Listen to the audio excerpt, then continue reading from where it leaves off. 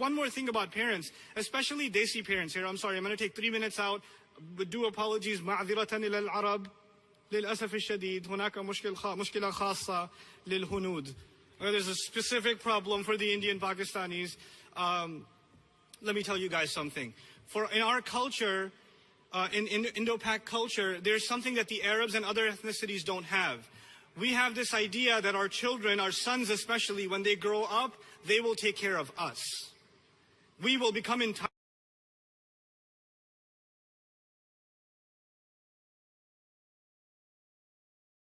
entirely dependent on them.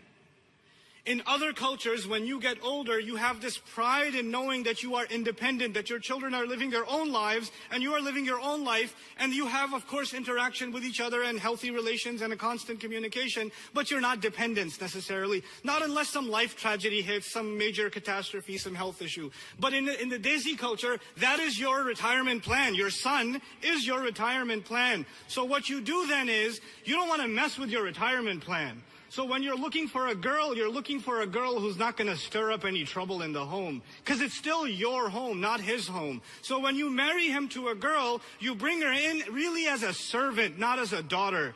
Number one. And when you bring her, no, not yet. Don't clap yet. And when you bring her in, you check first to make sure she doesn't have too much of an education, or she doesn't have too much of a mouth, or doesn't have too much of an intelligence, because that might mess with the insurance plan and the retirement plan. And so now, and you insist on having a joint family system. Good for you. But once you have that joint family system, you make sure every other chance you get, you let that poor girl know whose house this really is. So you say, "Mere bete ka ghar hai acha? This is my son's house. You got that? You got that? Okay. Now make me a roti." You know? And the girl will say, I have an exam in 2 hours. I can't make you a roti right now.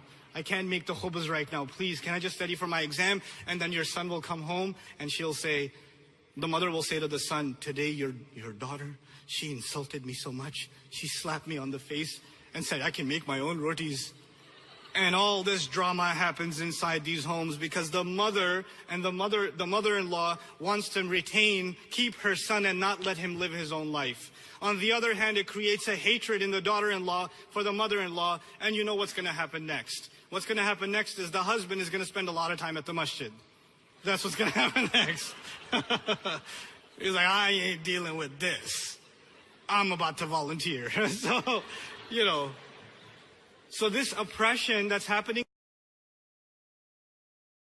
inside our homes needs to come to an end. This needs to stop. We need to understand that this is problematic.